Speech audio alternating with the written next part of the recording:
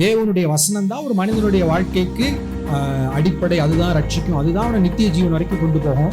விரும்பி வசனத்தை கேட்கணும், அதை என்னென்ன ஆசையா அதை தேடி ஜெபத்தோட கேட்டு வாழ்க்கையில் அபியாசிக்கிற ஒரு முயற்சி, ஒரு தேடுதல், ஒரு பற்றி கொள்ளுதல் இருக்கும்போது பிசாசுல ஒண்ணு செய்ய முடியாது. எந்த இடத்துல நம்ம விழுந்து போகாம இருக்கிறதுக்கு ஒரு முக்கியமான வேர் இருக்கு. ஒரு தனி மனுஷன் மனம் திரும்பி பக்கத்துல உள்ள நேசிக்க ஆரம்பிச்சுட்டா உலகத்துல உள்ள எல்லா பிரச்சனைக்கும் முடிவு வந்துருச்சு. மார்க் 4வது அதிகாரத்துல விதைக்கிறவனுடைய உவமையை குறித்து நம்ம அங்க பார்க்கிறோம். मरकुस 4 अध्याय में बोने वाला का दृष्टांत को हम देख रहे हैं. தேவனுடைய ராஜ்யத்தின் ரகசியங்கள்னு அதை பத்தி ஆண்டவர் சொல்றாரு. वहां प्रभु का राज्यों का भेद बातें करके प्रभु ने बताते हैं. ஏன்னா இதெல்லாம் ஒரு விஞ்ஞானி கண்டுபிடிக்க முடியாது, ஒரு சயின்டிஸ்டோ ஒரு பிலாசபரோ இதெல்லாம் கண்டுபிடிக்க முடியாது. एक साइंटिस्ट इसको ऐसा नहीं बता पाएगा. இதெல்லாம் ஆவிக்குரிய உலகத்திற்குரியது. ये आत्मिक एक दुनिया का चीजें हैं. தேவனுடைய வசனம் தான் ஒரு மனிதனுடைய வாழ்க்கைக்கு அடிப்படை. அதுதான் ரட்சிக்கும், அதுதான் அவனை நித்திய ஜீவன் வரைக்கும் கொண்டு போகும். அந்த வசனங்கள் இது உலக மனிதனால கொடுக்க முடியாது. प्रभु का वचन ही नींव की बात है और वही उनको अनंत जीवन की ओर ले जाएगा. मानव नहीं दिला सकता. வசனம் இருதயத்துக்குள்ள வந்த உடனே பிசாசு அதை எடுக்க முயற்சிக்கிறான். இதெல்லாம் உலக மனிதர்கள் மைக்ரோஸ்கோப்லயே டெலஸ்கோப்லயே பார்க்க முடியாது. இதெல்லாம் वचन बोने के बाद तुरंत शैतान उसको छीनना चाहता. इसको मनुष्य ऐसे ही स्टेथोस्कोप से नहीं देख पाएगा. அப்ப இதெல்லாம் தேவனுடைய வெளிப்பாடுகள். இதெல்லாம் நம்முடைய ஆசீர்வாதத்திற்கு ஆண்டவர் கொடுத்திருக்கிறார். ये सब प्रभु ने ऐसा प्रकट किया है कि हम आशीर्वाद को प्राप्त करें. அதற்குரிய விளக்கம் மார்க் 4:14 இருந்து 20 வரைக்கும் ஆண்டவர் அதற்குரிய விளக்கங்களை கொடுக்கிறார். उसका समझौता जो है मरकुस 4 का 14 से लेकर 20 तक लिखा हुआ है. வழியருகே விதைக்கப்பட்டவன் சொல்லும்போது பிசாசு எடுத்து விடுகிறான். காணக்கூடாத உலகத்திலே நடக்கிற விஷயத்தை ஆண்டவர் சொல்லுகிறார். जो किनारे पर गिर जा रहा है उसको शैतान आकर छीन ले जाता है. வசனம் 17ல உபத்திரவம் துன்பம் இதனால கனி கொடுக்காம பின்மாற்றமாய் போகிறவர்களை குறித்து ஆண்டவர் சொல்லுகிறார். 17 वचन में अपने भीतर जड़ न रखने के कारण वे लोग मतलब थोड़े ही दिन के लिए रहते हैं करके बताते हैं. கண்ணால காணக்கூடிய உலக மனிதர்களால் வரக்கூடிய பிரச்சனை, मतलब देखने वाला दुनिया के ओर से आने वाला समस्याएं. ஆனா இன்னொன்னு நம்ம ஞாபகம் வச்சுட்டே இருக்கிறோம், ஒவ்வொன்றுக்கும் ஒரு பரிகாரமும் அந்தந்த இடத்துல இருக்கு. लेकिन एक एक बात के लिए प्रायश्चित भी उस जगह में है. மார்க் 4:15 பார்த்தா சாத்தான் இருதயத்தில் உள்ளதை எடுத்து போடுகிறான் அப்படின்னு மட்டும் எழுதி இருக்கு. मरकुस 4 का 15 में शैतान आकर मार्ग के किनारे पर जो गिर जा रहा है उसको उठा ले जाता है लिखा है. ஐயோ அப்ப அவன் எடுத்துட்டு போயிடுவானா, நான் ஒண்ணும் செய்ய முடியாதா? अगर वो उठा ले जाएगा क्या, मैं कुछ नहीं कर पाऊं क्या? இல்ல, மத்தேயு 13:19 நம்ம அங்க பார்க்கும்போது वहां मत्ती 13 का 19 में अगर देखेंगे तो அங்கே இதே தான் அங்க சொல்லப்பட்டிருக்கு. यही बात वहां भी बताया गया है. மத்தேயு 13:19 ராஜ்யத்தின் வசனத்தை கேட்டும் உணராதிருக்கும் போது பொல்லாங்கன் அதை பறித்துக் கொள்கிறான் அப்படின்னு அங்க பாக்குறோம். मत्ती 13 का 19 में वचन सुनकर नहीं समझता, उनके मन में जो कुछ बोया जाता है उसको छीन ले जाता. அப்ப இங்க ஒரு ஹிண்ட், சாத்தான் எடுத்து விடாம இருக்க நான் என்ன செய்யணும் அப்படிங்கிறதுக்குரிய பதிலும் இங்க இருக்கு. यहाँ शैतान आकर न छीनने के लिए क्या करना है ये यहाँ हिंट लिखा हुआ है. விரும்பி வசனத்தை கேட்கணும், அதை என்னென்ன ஆசையா அதை தேடி ஜெபத்தோட கேட்டு வாழ்க்கையில் அபியாசிக்கிற ஒரு முயற்சி, ஒரு தேடுதல், ஒரு பற்றி கொள்ளுதல் இருக்கும்போது பிசாசுல ஒண்ணு செய்ய முடியாது. चाहत के साथ वचन को सुनेंगे, ग्रहण करेंगे, शैतान कुछ नहीं कर सकेगा. பிசாசு அவன் வேலை எப்படி எடுத்து விடலாம், அதை மறக்கடிக்க பண்ணலாம், அதை குழப்பலாம், அது அவனுடைய முயற்சி. शैतान का मामूली बात यह है कि वचन को छीनना और न समझते हुए रखना. ஆனா ஆண்டவர் நோக்கி பார்க்கும்போது பரிசுத்த ஆவியானவருடைய உதவியோட அதெல்லாம் நம்ம வசனத்தை காத்துக்கொண்டு அதன் மூலம் கனி கொடுக்கலாம். लेकिन प्रभु के ओर से अगर हम बचा के रखेंगे तो इसको हम सुरक्षा कर सकते हैं. உபத்திரவங்கள் துன்பங்கள் அதை பத்தி வரும்போது वहां क्लेश और उपद्रव की बातें होने के समय में மார்க் 4:17 ஆண்டவர் சொல்றாரு. मरकुस 4 का 17 में प्रभु कहते हैं தங்களுக்குள்ளே வேர் கொள்ளாதபடியால் அப்படின்னு அந்த வசனம் ஆரம்பிக்குது. वहां अपने भीतर जड़ नहीं रखने के कारण लिखा है. வேர் கொள்ளாததுனால உபத்திரவம் துன்பம் வந்தோடனே இடரல் அடைகிறார்கள் அப்படின்னு சொல்லி எழுதி இருக்கு. माने अपने भीतर जड़ नहीं रखने के कारण क्लेश और उपद्रव में वहां हो जाते हैं, ठोकर खाते हैं. அப்ப இடரல் அடைஞ்சு ஆண்டவர் விட்டு போகாம இருக்கக்கூடிய வழி அங்கே ஆண்டவர் சொல்லுகிறார், வேர் கொண்டு விட்டால் நிலைத்திருந்து விடலாம். ऐसा है तो अगर जड़ को रख लेंगे तो हम उसमें से हम बच पाएंगे. வேர் கொள்றதுனா என்னது? जड़ रखना मतलब क्या है? ஒருவேளை நம்ம கடந்த சில நாட்களா பார்க்கிறோம், உபத்திரவங்கள்லாம் என்ன, அது ஏன் வருது, அதெல்லாம் குறித்து நம்ம தெரிந்து கொள்ள முயற்சிக்கிறோம் ஜெபத்தோட. अभी कुछ पिछले दिनों से प्रार्थना के साथ साथ उपद्रव की बातों को हम देख रहे हैं. ஓ அது இருக்கும், ஒண்ணும் இல்ல, அதெல்லாம் ஆண்டவர் சொல்லிட்டாரு, அப்படிதான் வரும் அப்படிங்கறத ஃபர்ஸ்ட் மைண்ட்ல அக்செப்ட் பண்ணிட்டாலே நம்ம ஒரு வேர் கொள்ள ஆரம்பிச்சிட்டோம்னு அர்த்தம். मतलब कोई बात नहीं, उपद्रव आने दो, क्योंकि प्रभु ने बता चुका है. अगर इसको हम समझ जाएंगे, जड़ रख लिए हैं. அதை மேற்கொள்றது எப்படி ஜெபம் பண்ணி அதுல நம்ம உறுதியாகணும், இதெல்லாம் பைபிள்ல கற்றுக்கொள்ள நம்ம வேறு கொள்ள ஆரம்பிக்கிறோம். उसको बाद में वचन को सीखते सीखते हम लोग जड़ और रखने के लिए हम शुरू कर देंगे. எந்த இடத்துலயும் நம்ம விழுந்து போகாம இருக்கிறதுக்கு ஒரு முக்கியமான வேர் இருக்கு. मतलब कोई भी जगह में ना गिरने के लिए एक जड़ है. மரத்துல முக்கியமான வேருக்கு என்ன பேரு? पेड़ में झाड़ी झाड़ी वेर। किला का जो मुख्य जड़ कहते हैं. ஒரு பெரிய மரத்துல இருந்து முக்கியமான ஒரு பெரிய ஆணி வேர் போகுது, அதுல இருந்து நிறைய கிளைகள் போகும், அந்த ஆணி வேர் தான் ரொம்ப முக்கியமானது. मतलब एक जड़ जो है एकदम बहुत जरूरी है और उस जड़ से बहुत सारे जड़ जो है निकल जा रहा है. எபேசியர் 3:17 பார்க்கும்போது इफिसियों 3:17 में अगर देखेंगे तो விசுவாசத்தினாலே கிறிஸ்து உங்கள் இருதயத்துல வாசமா இருக்கணும்னு சொல்றாரு. முதல்ல मसीह तुम में जो बसता है विश्वास से. அங்க ஒரு அழகான 3 வார்த்தைகள், நீங்கள் அன்பிலே வேரூன்றி அப்படின்னு அங்க எழுதியிருக்கு. वहां लिखा हुआ है कि तुम प्रेम में जड़ रखो. அப்ப அன்பிலே வேரூன்றி, அப்ப அந்த ஆணி வேர், கிறிஸ்தவ வாழ்க்கையில ஆணி வேர் என்னன்னா அன்பு. वहां मसीह जिंदगी में एक जड़ बोलने से प्रेम है. நான் கிறிஸ்துவை விட்டு போய்விடாமல் இருக்க, ஊழியத்தை விட்டு உபத்திரவங்கள் வரும்போது போய்விடாமல் இருப்பதற்கான அடிப்படை என்ன? अगर उपद्रव के समय में मैं दूर नहीं हटना है तो ஒரு ஆவிக்குரிய வேர். एक आत्मिक जड़. வெளியே காத்தடிக்கும், புயல் அடிக்கும், बाहर में आंधी तूफान भले ही हो, மரம் விழுந்துறது போல சாயிராப்புலாம் இருக்கும், पेड़ गिरने जैसे हम भी होंगे, ஆனா விழாது. लेकिन नहीं गिरेगा. காரணம் அதற்குள்ள அந்த ஆணி வேர். कारण क्या है? उसका मुख्य जड़ जो अंदर है. அந்த மெயின் ரூட், அந்த ஆணி வேர் என்ன? அன்பு. जो मुख्य जड़ क्या है? प्रेम है. தேவன் மேல் உள்ள அன்பு, प्रभु के प्रति एक प्रीति है. நம்ம அவரை ஃபர்ஸ்ட் நேசிக்கல, அவர் நேசிக்கிறார். அவர் அன்பை பார்த்து அதை தியானிக்க அவர் மேல நமக்கு அன்பு உருவாக ஆரம்பிக்குது. प्रेम में जड़ पढ़कर हम बनना हो जाते हैं. நம்ம நினைச்சிட்டு இருக்கார், கர்த்தரோ என் மேல் நினைவா இருக்கிறார். हम ये सोचते हैं यहोवा मुझ पर हमेशा वे सुधि लेते हैं. தாய் மறந்தாலும் நான் மறக்க மாட்டேன். अगर माँ अगर भूल भी जाएगी, இதெல்லாம் நாட்கள் செல்ல தியானிக்க, அவருடைய அன்பை நம்ம வாழ்க்கையில ருசிக்க அவரை இன்னும் நம்ம நேசிக்க ஆரம்பிக்கிறோம். ये सब बातों को हम दिन बढ़ते वचन को ध्यान करते करते और भी हम इसको स्वाद कर सकते हैं. பேதுருவே, நீ என்னில் அன்பா இருக்கிறாயா?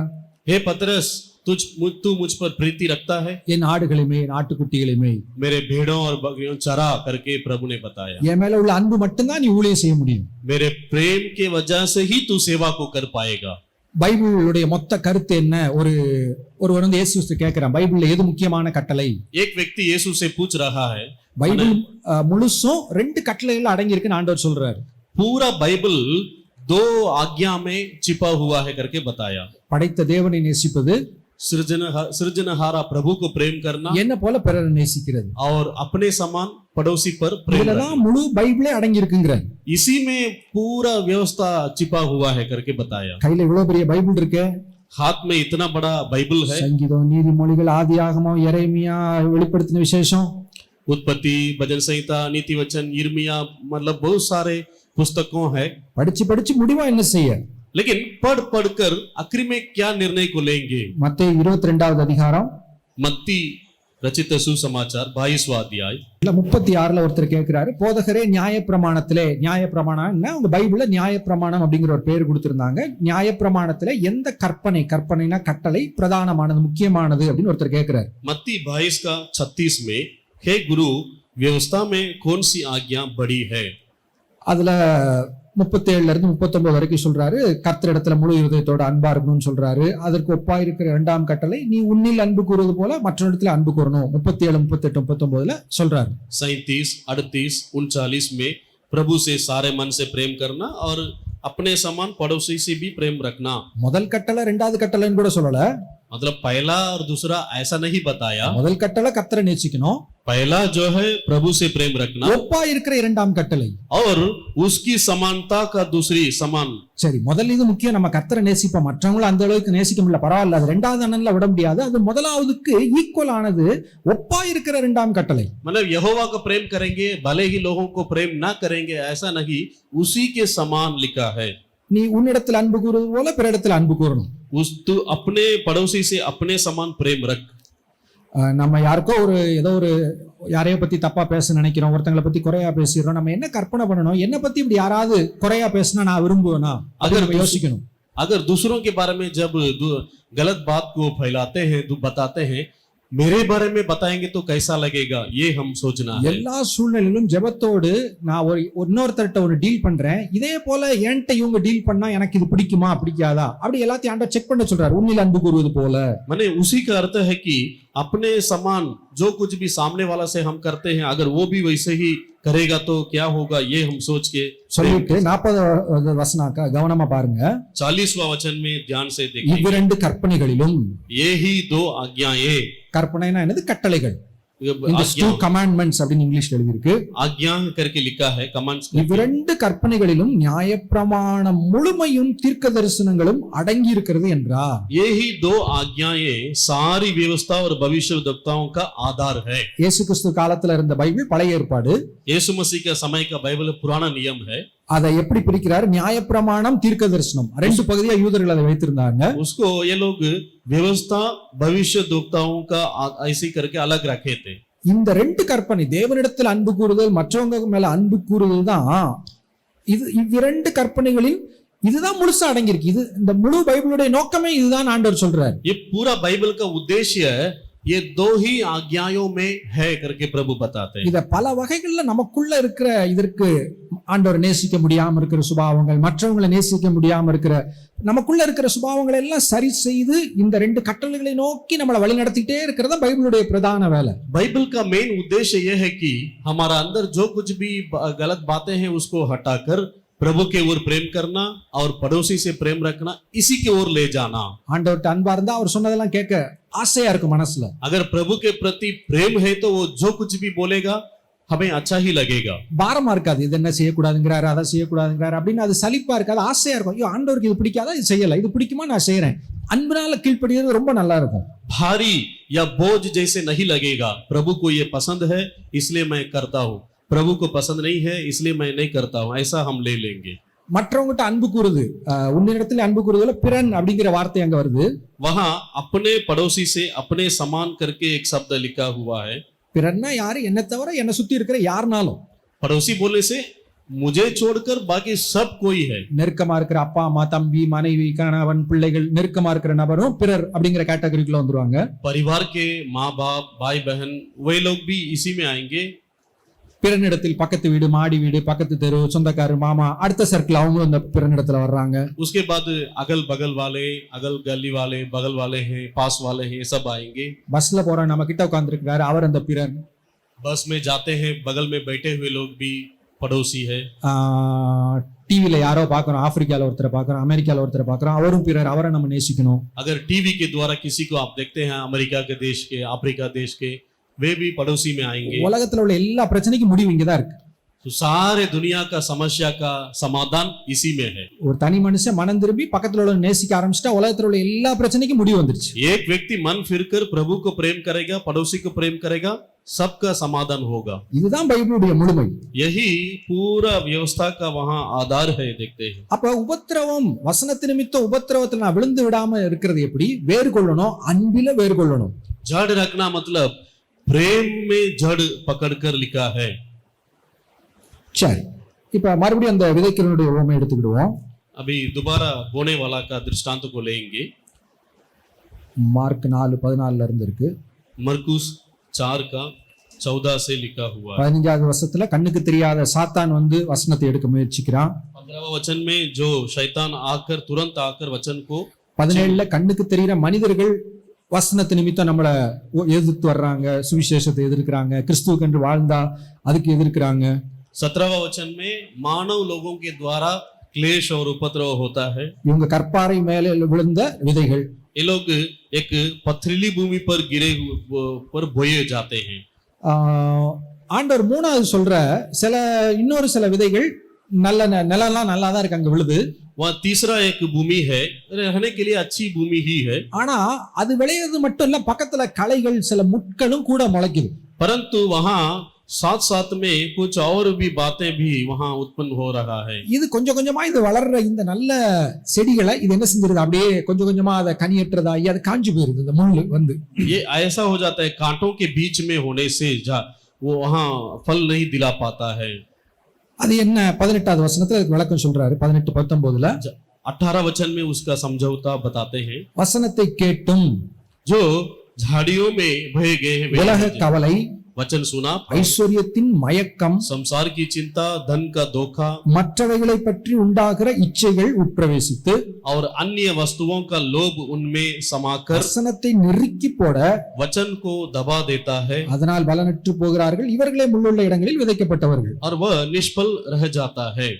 முதல்ல கண்ணுக்கு தெரியாத பிசாசு வசனத்தை எடுக்க முயற்சிக்கிறான். पहली बार शैतान वचन को उठा ले जाता है। நம்மை சுற்றி இருக்கிற மக்களினால் வரக்கூடிய பிரச்சனை, அங்கே நம்ம கனி கொடுக்காம போயிடலாம். दूसरी बात, मानव के द्वारा उपद्रव क्लेश की वजह से फल नहीं दिला पाता। மூணாவது, तीसरी बात, நமக்குள்ளிருந்து நம்மை கனி கொடுக்க விடாமல் தடுக்கிற விஷயங்கள்.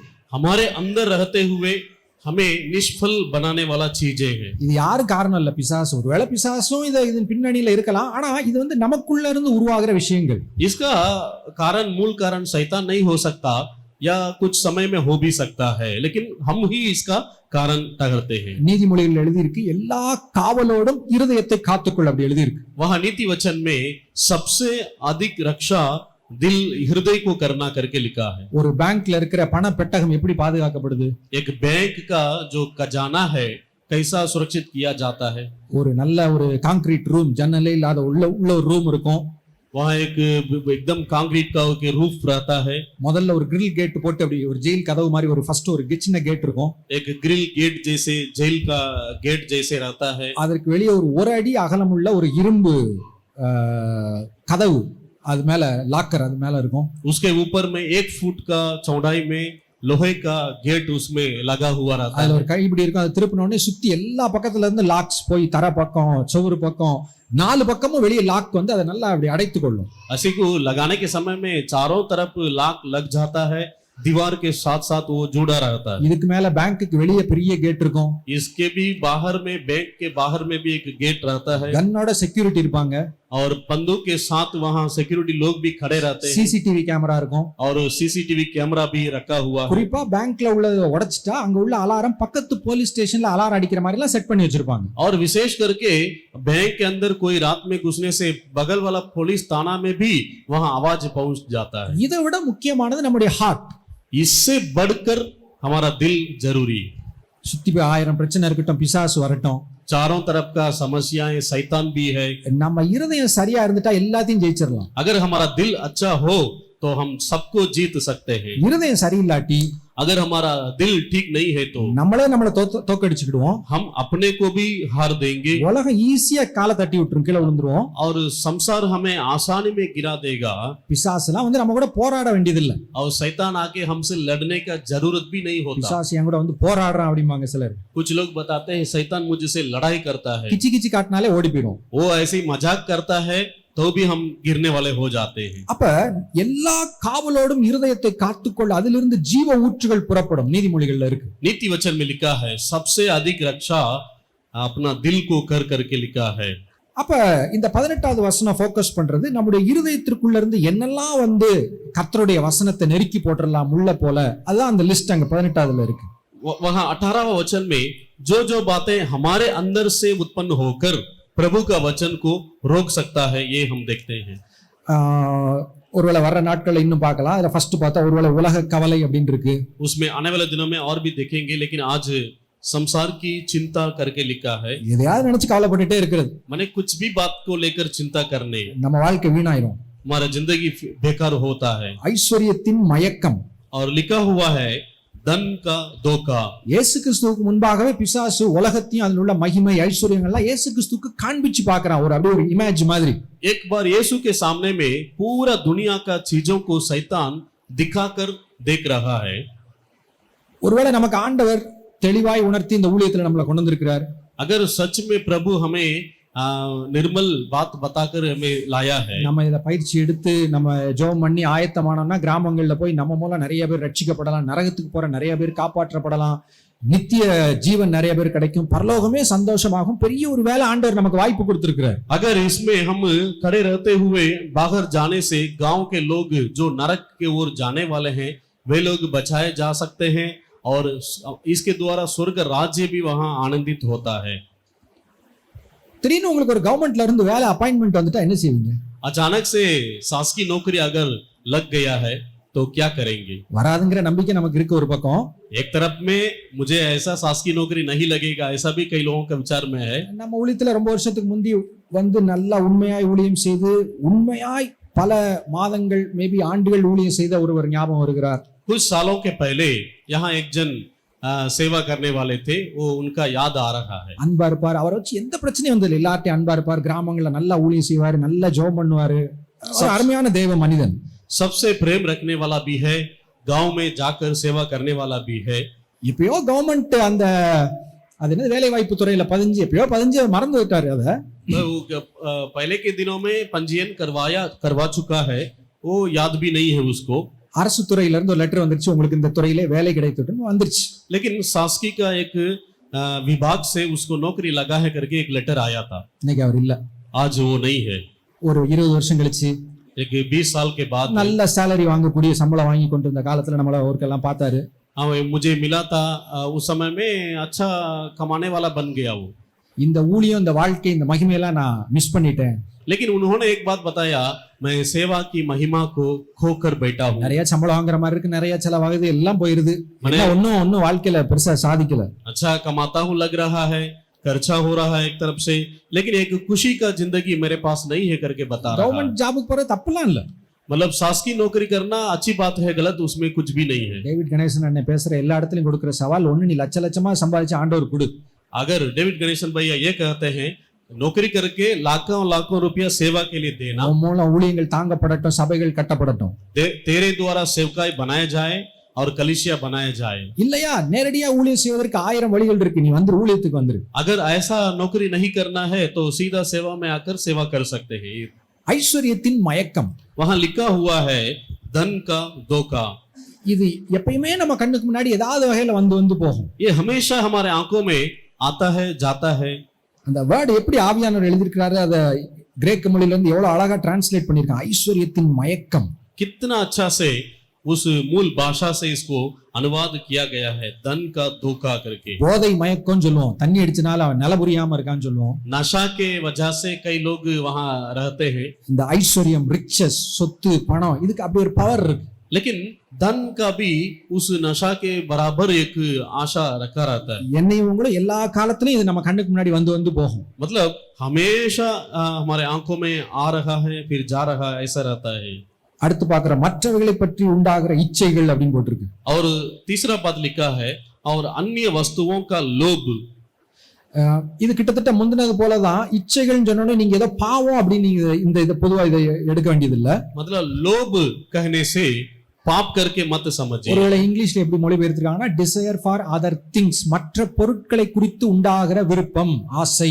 वहां लिखा भी हुआ है अन्य वस्तुओं का लोभ करके लिखा है। இவைகள் உட்பிரவேசித்து வசனத்தை நெருக்கி போட, उनमें समाकर वचन को दबा देता है।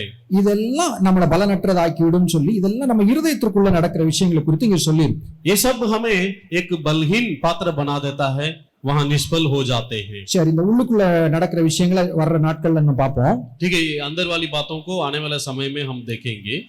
சரி, இந்த ஊமையை மேலாப்ல பார்க்கும்போது ஒரு சோர்வா இருக்கிறத போல இருக்கும். ये दृष्टांत को पढ़ने से थोड़ा मन में उदास जैसे लग रहा होगा। சரி, ஒரு பக்கம் பிசாசு வரான், एक तरफ से शैतान आ रहा है, ஒரு பக்கம் மக்கள் வந்து நம்மளை உபத்திரவப்படுத்துறாங்க, एक तरफ लोग हमें उपद्रव दिलाते இன்னொரு हैं, பக்கம் நமக்குள்ள இருந்து இந்த ஆசை அந்த ஆசைன்னு வந்து நம்ம ஆசையை நம்மளை கொண்டு போடுது. एक तरफ से लोभ आकर हमें नाश कर देता है। இது என்ன அப்ப ஒரு சலிப்பா இருக்கிற மாதிரி இருக்கு, என்னடா இது ஊழியம் வாழ்க்கை அப்படிங்கிற மாதிரி தோணுது. ये इसको पढ़ने से एकदम उदास जैसे लग रही है, क्या कार्य है ऐसा करके। எப்பயுமே பைபிள் முழுசா நம்ம யோசிக்கணும். हमेशा बाइबल को पूरा विचार करना है। இங்க இயேசு கிறிஸ்து ஆவிக்குரிய வாழ்க்கையின் ஒரு ரகசியத்தை சொல்லிக் கொண்டிருக்கிறார். यहाँ यीशु मसीह आत्मिक जिंदगी का एक गुप्त की बात को बता रहे हैं। சொல்ல வேண்டிய எல்லா சத்தியத்தையும் இங்க ஆண்டவர் சொல்லிரல. मतलब सब कुछ को एक ही जगह में नहीं बताया। சரி, வசனம் வந்த உடனே சாத்தான் எடுத்துட்டு போட ரெடியா இருக்கிறான், சோதிக்கிறதுக்கு சாத்தான் வருகிறான், ஒரு பக்கம் இருக்கட்டும். ठीक है, एक तरफ से शैतान आकर उठा ले जाता है, उठा ले जा सकता है, ये एक तरफ में है। இவ்வளவுதான் உண்மையா? இதை தவிர வேற எதுவும் இருக்கா? मतलब यही बात है क्या, इतना ही सत्य है क्या? ऐसा नहीं है। மார்க் 1:13 குறிச்சிட்டு அந்த வசனத்தை எடுத்து பாருங்க. मरकुस पहला अध्याय 13वां वचन नोट कर लीजिए और देखिए। மார்க் 1:13.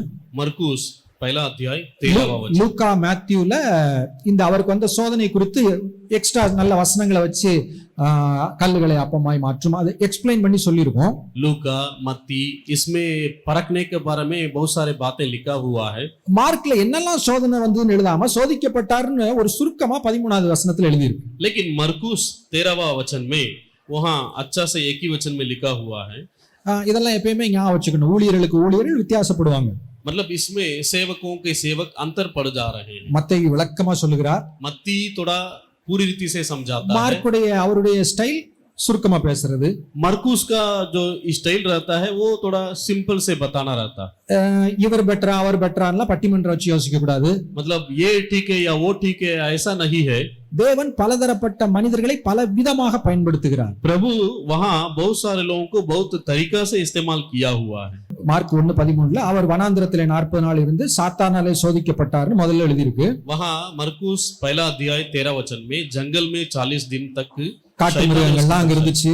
और वहां वह वन पशुओं के साथ रहा। அதே வசனத்தில் எழுதியிருக்கு, தேவதூதர்கள் அவருக்கு ஊழியம் செய்தார்கள். लेकिन उसी वचन में लिखा है स्वर्गदूत उसकी सेवा करते रहे। அல்லேலூயா. हालेलुया। நான் சொன்னேன், விதைக்கிறவனுடைய ஓமையிலே ஒரு சத்தியத்தின் ஒரு பகுதிகளை ஆண்டவர் நினைவுபட சொல்லி கொடுக்கிறார். ஒரு குறிப்பிட்ட விஷயங்களை சொல்லி கொடுக்கிறாரு. वहां बोने वाला का दृष्टांत में एक सत्य की बात को प्रभु सिखाते हैं। நீங்க எது பூரா சாத்தான் தான் நம்மளை சுத்தி இருப்பான் போல, நம்ம அப்படியே நடுங்கிட்டு நடுவுல இருக்கணும் போல நீங்க நினைச்சிட கூடாது. मतलब आप ऐसा नहीं सोचना है हमारे मेरे चारों ओर शैतान ही शैतान है, ऐसा नहीं। முதல்ல தேவ ஆவியானவர் நமக்குள்ள இருக்கிறார், கிறிஸ்துவானவர் நமக்குள்ள இருக்கிறார். அல்லேலூயா. पहले मसीही हमारे बीच हमारे भीतर है, पवित्र आत्मा हमारे भीतर है। நமக்கு வரக்கூடிய ஆவிக்குரிய பிசாசின் உலகத்தில் இருக்கக்கூடிய யுத்தத்திலே நீங்களும் நானும் தனியா இல்லை, தேவதூதர்களும் அங்கே இருக்கிறார்கள். लेकिन इस आत्मिक लड़ाई में युद्ध में आप और हम अकेले नहीं है, वरन प्रभु हमारे साथ है। நம்ம ஒருவேளை யோசிக்கலாம், அவர் ஜீசஸ் பா, அவர்னால ஜீசஸ்னால நிறைய தூதர்கள்லாம் வந்திருப்பாங்க அப்படின்னு நீங்க ஒருவேளை நினைக்கலாம். हम ये सोच सकते हैं वो तो यीशु मसीह है, उनके लिए तो स्वर्गदूत आए होंगे। எபிரேயர் முதல் அதிகாரம் लेकिन इब्रानियों पहलावा अध्याय 13-14 தேவதூதர்களை பத்தி சில விஷயங்கள் அங்க சொல்லப்பட்டிருக்கு. 13 और 14 के वचनों में स्वर्गदूतों के बारे में कुछ कार्य लिखा हुआ है। இந்த தேவதூதர்கள் பத்தி 13 சொல்லிட்டு 14 ரட்சிப்பை சுதந்தரிக்க போகிற நிமித்தமாக ஊழியம் செய்யும்படிக்கு அவர்கள் எல்லாரும் அனுப்பப்படும் பணிவிடை ஆவிகளாய் இருக்கிறார்கள் அல்லவா. वहां इब्रानियों पहला अध्याय 14वां वचन में क्या वे सब सेवा टहल करने वाली आत्माएं नहीं जो उद्धार पाने वालों के लिए सेवा करने को भेजी जाती है। நீங்களும் நானும் ரட்சிப்பை சுதந்தரித்துக் கொள்ள போகிறவர்கள். आप और मैं उद्धार को पाने वाले हैं। ரட்சிக்கப்பட்டோம், उद्धार पाए हैं, ரட்சிக்கப்பட்டு கொண்டிருக்கிறோம், उद्धार पा भी रहे हैं। தேவனுடைய கிருபையினால் பரலோகத்துல ஒரு நாள் ரட்சிப்பை முழுமையாய் சுதந்தரித்துக் கொள்ள போகிறோம். प्रभु का अनुग्रह से एक दिन स्वर्ग में पूरा होने वाला है। சுதந்தரிக்கிறதுனா என்னது? எங்க அப்பா சொத்து எனக்கு வருது, அது மாதிரி சுதந்திரம் நமக்கு காத்து கொண்டிருக்கிற ஒரு சொத்து, இந்த ரட்சிப்பு நமக்கு காத்து கொண்டிருக்கிறது. भाग लेना मतलब मेरा पापा का आस्ती मुझे मिलता है, उसी प्रकार சுதந்தரிக்க போறதுக்கு நம்ம தான் அவங்க, நமக்கு ஊழியம் செய்யும்படி அவர்கள் எல்லாரும் அனுப்பப்படும் பணிவிடை ஆவிகள் அப்படின்னு தேவதூதர்கள் கூட்டத்தை குறித்து நமக்கு ஹெல்ப் பண்றதுக்கு ஆண்டவர் அவர்களை நியமித்து வைத்திருக்கிறார் அப்படின்னு சொல்லியிருக்கு. मतलब स्वर्गदूत भीड़ के बारे में यहाँ बताया गया है, जो उद्धार पाने वाले हमें हमारे लिए सेवा करने को भेजी जाती है। இயேசு கிறிஸ்து பிசாசினால் சோதிக்கப்படுகிறார், சாத்தானும் தேவதூதர்களும் அங்கே வருகிறார்கள். यीशु मसीह वहां शैतान की ओर से फरका गया, लेकिन वहां स्वर्गदूत लोग भी है। நீங்களும் நானும் எப்பொழுதெல்லாம் ஆவிக்குரிய யுத்தத்திலே ஜெபத்திலே போராடுகிறோமோ, பிசாசோடு அவனுடைய சோதனைகளுக்கு எதிர்த்து நிற்கிறோமோ, இதே தூதர்கள் நமக்கு பணிவிடை செய்ய ஏதோ வகையிலே நமக்கு புரிகிறதோ புரியவில்லையோ, கண்ணுக்கு தெரிகிறார்களோ இல்லையோ, இந்த எபிரேயர் 1:14 படி நமக்கு பணிவிடை செய்து கொண்டு ஏதோ வகையிலே நம்மை தாங்கிக் கொண்டே இருக்கிறார்கள். इस इब्रानियों पहला अध्याय 14वां वचन के अनुसार भले हमारे आंखों से दिखे या ना दिखे, हम महसूस करें या ना करें, लेकिन स्वर्गदूत लोग हमारे चारों ओर रहते हुए कुछ तो कर रहे हैं। காணாத உலகம் ஒரு பக்கம் சாத்தான், இன்னொரு பக்கம் தேவதூதர்கள் இருக்கிறாங்க. நம்ம பயப்பட வேண்டியதில்லை. அல்லேலூயா. हले अंधे के दुनिया में एक तरफ से शैतान भी है और एक तरफ से स्वर्गदूत लोग भी है। சரி, உபத்திரவங்கள் பிரச்சனைகள்லாம் வருமா ஊழியத்துல? ஐயோ அப்படின்னு நமக்கு ஒருவேளை தோணுது. अगर उपद्रव और क्लेश की बातें होगा क्या करके हमारे मन में सोचते हैं। சரி, நேத்து நைட் நிம்மதியா தூங்குனீங்களா? कल रात में अच्छा से सोए हैं क्या?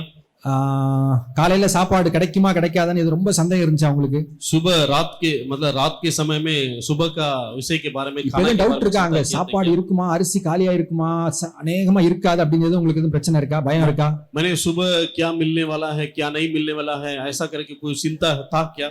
ஒரு பக்கம் உபத்திரவப்படுத்துற மனுஷர்கள் கொஞ்சம் இருக்கட்டும். एक तरफ से உபத்திரவ நம்மளை கஷ்டப்படுத்துறவங்க இருக்கட்டும்.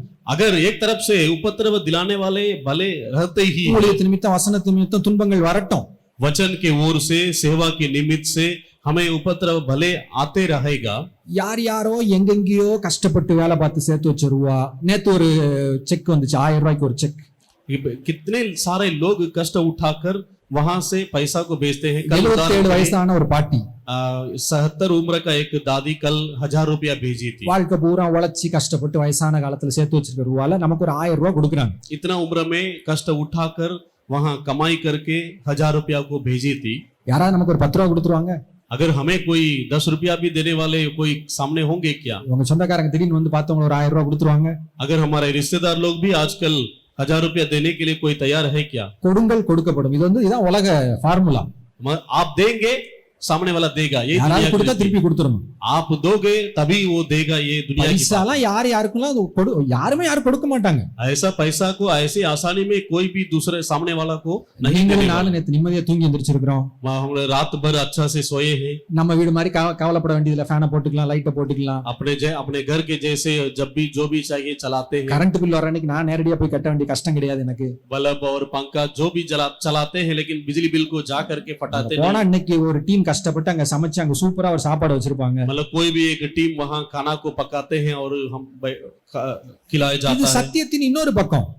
सत्य का और एक வசனத்தின் நிமித்தம் உபத்திரவம் சிலர் மூலம் வர்றது உண்மைதான். वचन के द्वारा उपद्रव भले ही आता रहेगा। அதை விட நூறத்தனையாய் வசனத்தின் நிமித்தம் நம்மை நேசிக்கிறவர்கள், தியாகமாய் கொடுக்கிறவர்கள், நம்மளை வரவேற்கக்கூடிய ஒரு அன்பின் குடும்பம், ஒரு பெரிய நூறத்தனையாய் இன்னொரு பக்கம் இருக்கு. लेकिन उससे बढ़कर उसी वचन के ओर से ही हमें प्रेम करने वाले और प्रेम करने वाले परिवार के लोग भी मिल जा रहे हैं। சாத்தான் ஒரு பக்கம் இருக்கு, தேவதூதர்கள் ஒரு பக்கம் நமக்கு உதவி செய்றாங்க. शैतान एक तरफ में है तो यहाँ स्वर्गदूत लोग भी एक तरफ में है। ஊழியத்து நிமித்தம் ஒரு பக்கம் ஒரு சிலர் துன்பத்தை கொடுக்கட்டும், இன்னொரு பக்கம் நம்மை நேசித்து அது நிமித்தம் நம்மை தங்களுடைய தியாகமான காணிக்கையினால தாங்குற கூட்டங்களை ஆண்டவர் வைத்திருக்கிறார். सेवा के वजह से यहाँ एक तरफ से दुख होगा तो भी इधर एक तरफ से प्रेम भी मिलेगा। ஒருவேளை மூணாவது பார்த்தா நமக்குள்ள இருந்து வர்ற பிரச்சனை அப்படின்னு சொன்ன உலக கவலை, ஐஸ்வர்யத்தின் மயக்கம், இப்படிலாம் இன்னொரு பக்கம் இருக்கு. वहाँ तीसरा बात यह है, संसार की चिंता, धन का धोखा, अन्य वस्तुओं का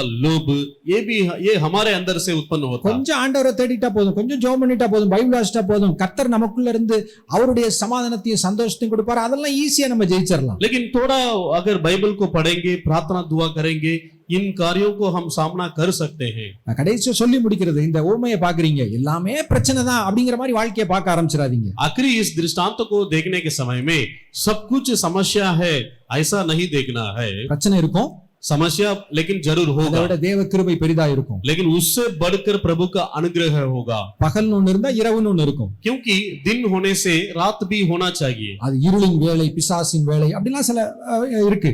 मतलब रात का समय बोलने से शैतान का समय ऐसा नहीं है। ஆனா பிரசங்கில இருக்கு, பகலையும் நீர் உண்டாக்கினீர், இரவையும் நீர் உண்டாக்கினீர் இருக்கு. लेकिन सबोपदेशक में लिखा हुआ है, दिन को भी तूने बनाया, रात को भी तूने தேவனுடைய बनाया। கரத்தை மிஞ்சி ஒண்ணுமே நம்ம வாழ்க்கையில நடக்க போறது இல்ல. प्रभु का हाथ से परे होकर कुछ भी कार्य हमारे जिंदगी में नहीं நம்ம होगा। வசனத்தை உள்வாங்கி கனி கொடுக்க பிரயாசப்பட்டுட்டே இருந்தா போதும், நம்மை ஆண்டவர் ஆசீர்வதிப்பார், நம்ம மூலம் अनेகர் ஆசீர்வதிக்கப்படுவார்கள். अगर इन वचनों को अंदर हम ग्रहण करके फल दिलाने के लिए कोशिश में लगे रहेंगे, प्रभु हमें भी और हमारे द्वारा दूसरों को भी आशीष देगा। கண்களை மூடி ஜெபிக்கலாம். आंख बंद करके हम प्रार्थना करें। ஆண்டவரே, நம்முடைய வசனத்தை உள்வாங்கி உட்கொண்டு புசித்து ஆண்டவரே நாங்கள் கனி கொடுக்கணும், இதுதான் உடைய சுத்தமா இருக்கிறது.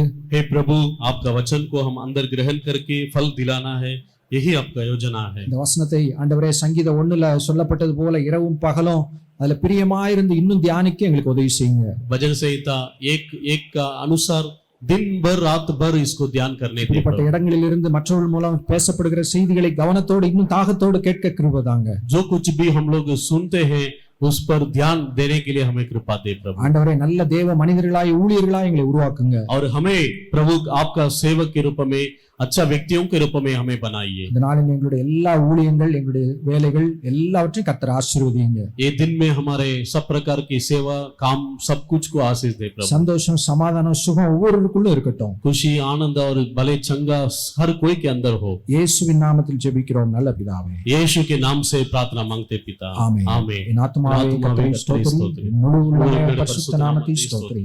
என் ஆத்துமாவே கர்த்தரை ஸ்தோத்திரி, அவர் செய்த சகல உபகாரங்களை மறவாதே. ஆமென்।